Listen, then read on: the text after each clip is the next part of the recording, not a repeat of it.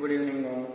Today our class is about femoral sheath and femoral canal. This is the continuation part of this femoral triangle, and these two together important for 5 marks, and for individual each one is important for 2 marks in the board exams or in the university exams. Next, coming to the part of this femoral sheath. See, femoral sheath is a funnel shaped. Just it's like a funnel, like this. This is the conical funnel, as we know that. At the same time, this femoral sheath is also funnel shaped like this. Okay. Next, I will draw a little bigger.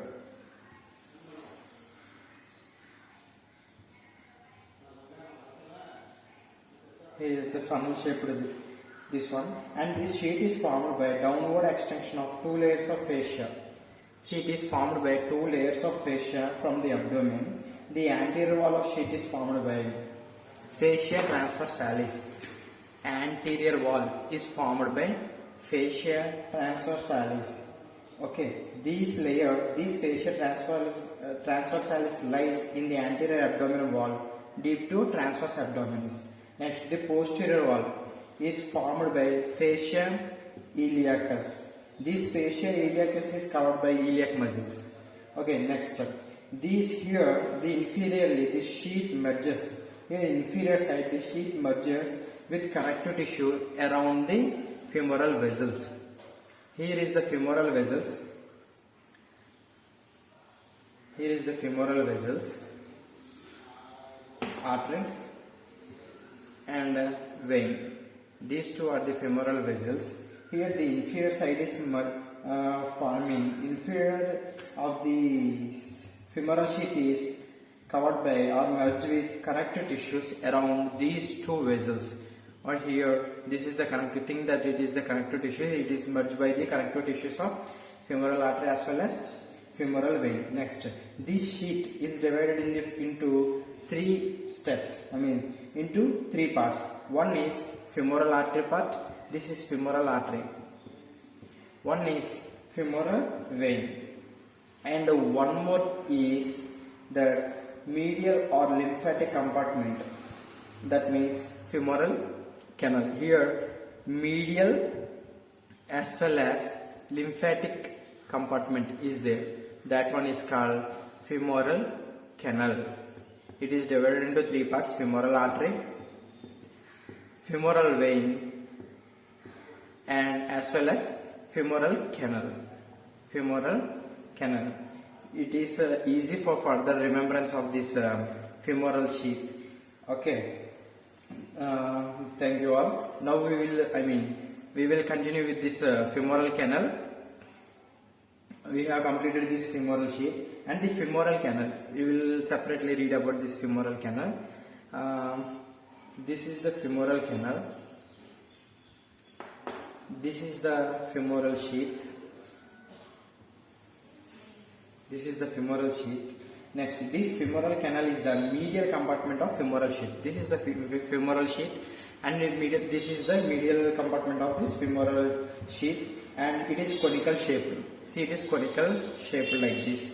Next, the base or upper end of the femoral canal is called this one. The base or upper end of the femoral canal is called femoral ring, and its boundaries of the ring are very important, and it is bounded anteriorly by inguinal ligament. This ring or femoral canal is bounded anteriorly by inguinal ligament, and posteriorly by pectineus muscle, and medially by concave margin of lacunar ligament, as well as laterally by septum separating it from femoral vein. We will discuss about septum in this class in further.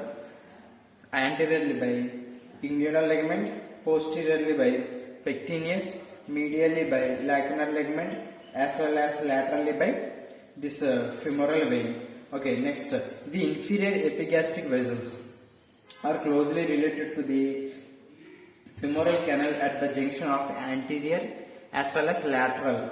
Okay, that means here is the anterior and it is the lateral part of the ring. Here the inferior epigastric vessels are closely related here. Inferior epigastric vessels are closely related at this spot, and the femoral ring is closed by a condensation of extraperitoneal connective tissue called femoral septum. It is closed by extraperitoneal connective tissue. That means here there will be a connective tissue. Here there will be a connective tissue. It is called extraperitoneal connective tissue. It is condensed or closed by this connective tissue. Extraperitoneal connective tissue it is called femoral septum. This is the femoral septum.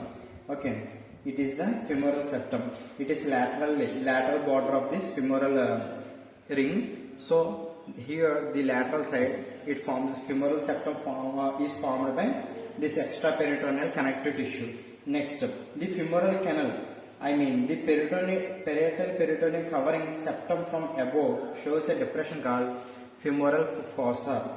Next, the femoral canal contains lymphatic node. Okay, the femoral nerve contains lymphatic node. Or here at this femoral septum, beside this femoral septum, there we can see a lymphatic node called clock, C-L-O-Q-U-E-T, clot. Okay, or Rosen-Miller, clot or Rosen-Miller. It is present behind this or beside this femoral septum. Okay, it is the lymphatic drainage that helps to drain the lymph from this femoral ring, and this lymph node drains this lymph node as well as this lymph node drains the lymphatics. I mean, it drains from the glans penis in males as well as from clitoris in females. Glans penis in, I mean, this clot, or Rosen-Miller drains these lymphatics from glans penis in males or clitoris in females. This is about this femoral ring. I repeat again, this is femoral ring is present medial to this femoral sheath, and we have discussed about these borders, and it has femoral septum, and besides it femoral septum there is a lymphatic node called clot or Rosen-Miller. This clot or Rosen-Miller drains the lymph from glans penis in males as well as clitoris in females. Thank you all.